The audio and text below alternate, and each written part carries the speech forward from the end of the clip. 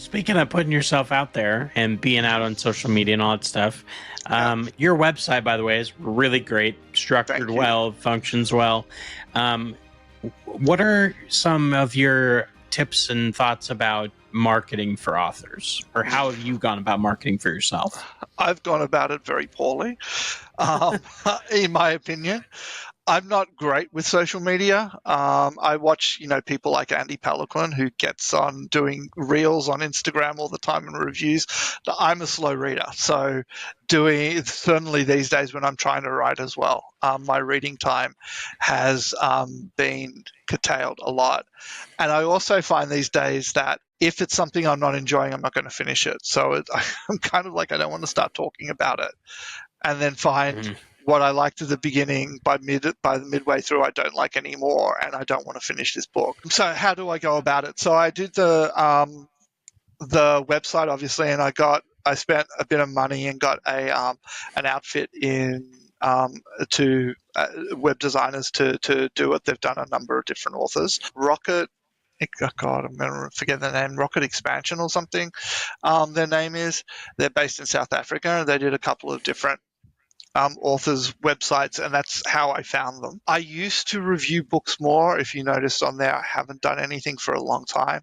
I find that when I'm writing first drafting, I don't really have the time or the headspace to keep reading other stuff and writing reviews about it. So that's kind of dried up. I have a newsletter, which I have not sent anything out since earlier this year when I wanted to give an update as to where I am to the people who have actually signed up to it.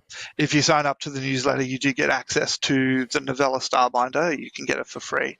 Or if you don't want to sign up to the newsletter, you can buy it for 99 cents on Kindle on Amazon. So that was one of the ways that I tried marketing. I liked Instagram because I could put pretty pictures up and not have to do videos myself, and it's become now a story and reel thing, and I'm like, trying to come up with ideas for me for things like that, it's not natural. And then I can watch somebody else's go, oh, that's a great idea. But then I'm like, everyone's seen it because that person's done it. So now I'm just copying them. Yeah. Twitter, X, I use that, but it's more, I'm not a big one for putting my every thought online or opinion. I guess having worked in the book selling where I sold lots of books to lots of different people, even books that I didn't like, you kind of get used to going, yeah, it's great. Yeah, this person's, and I also don't like putting people down. So I kind of keep my opinions to myself. So Twitter becomes a little like, well, what am I going to say? So I try and put things, personal stuff happen to me on there occasionally, but then I forget about it because I just don't share. So I don't feel that I'm a very good example of marketing. Certainly when I first published, I was throwing books away, like as in handing them out to anyone who might do a review or an interview or put my hand up for a podcast or a YouTube interview. That has slowed down while I'm really trying to buckle down to get book 2 done. But it's something I need to work on a bit more. But I also feel like if I'm constantly plugging Blood of the Spear on my channels, then people are going to get bored of it. But then I'm told by marketing people that no, you have to, because it takes a number of times that they've seen it before they start thinking about it. Yeah. So I don't know. Yeah, I for don't have any good answer. Day job, I have helped with some marketing, and it's definitely one of those, you put stuff out there, you feel like you've said it 1,000 times and you're boring people to death.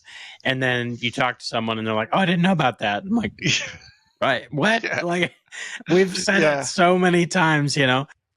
I like, I just kind of got into the Instagram game. I mostly focused on YouTube. I was like, I gotta do YouTube. Like, that's enough work as it is. Yes. Now that that's grown enough, I've started getting into, I use X and I use Instagram mostly. Instagram is good for the posting, like pictures and that kind of thing. Yeah. Kind of general status updates. The X I've found much more useful, not so much for posting things, but for just finding other authors and asking for interviews and communicating. And so that's kind of how I use them. Yeah, that way. 100%. I mean, I do interact with other authors on there. I tend to respond to their posts rather than do my own posts. That's asking for a response. Instagram, favorite writers, when I get new books by them, books that are like Insta buys sort of thing, I'll put up those these days. And then I try to intersperse a book post with an artwork post, because I often get inspiration from pieces of fantasy art. That will often inspire me. In fact, the main thrust of the Blood of the Spear story, while Jordan was the one who inspired me, I wanted to write a Wheel of Time. And I was like, well, yeah, but you can't actually rewrite Wheel of Time because it's just like too obvious. It's too well known. It's like, well, what's my story? So for years I worked on building this world and then trying to find a story to play out on this setting. Or this stage, and a piece of artwork by Larry Elmore caught my eye one day, and I was like, wow, what's this about? What are these two fighting about? And the story I made up in my head for that became the basis, the nucleus for what is the story that's unraveling in unfolding in the Eye of Eternity, my series. So the Instagram, I try to post book post, fantasy art post. So, and then it looks better on the thing. Occasionally I'll do a reel or a story and actually put my face out there, which I'm hugely uncomfortable doing. This is fine because I'm talking to somebody else. When I'm doing it in front of the camera by myself to engage with people, I'm like, what the fuck am I doing? I don't know. Well, I'm getting used to the sound of your own voice, and like it. I remember when I first started YouTube, just being like, I was like weirded out by myself. Like, I'm just like, what? Yeah. So no, I totally get it, 100% for sure. Yeah, so that's why I feel like my marketing is not it's not the best. Certainly, when I release a book, I always try to do a tour.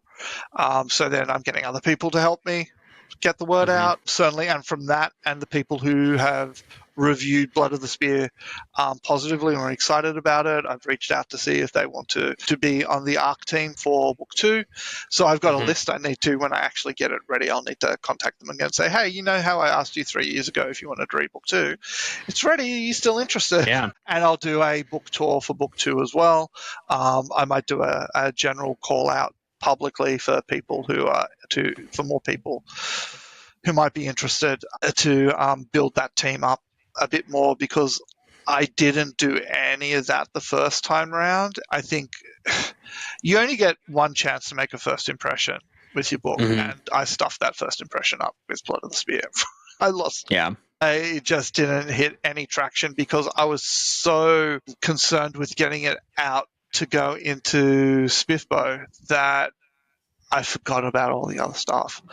And then I got into Spiffbo, and you kind of have this idea that once it's in there, it's going to be talked about all the time. And it's like, but unless yours is one of the first books that the group you're in picks up to try and they discard you early, you get, not going through. There's silence for like 6 to 8 months before, you might be pushed to the next round, and it's just like, ugh. And then depending on the group you're in, they may be chatty about the books they're reading, or they may not be. I had this whole idea that, getting into that was going to do a whole heap of marketing for me, and it's like, you still need to do more. Don't put all your eggs into one basket. Yeah.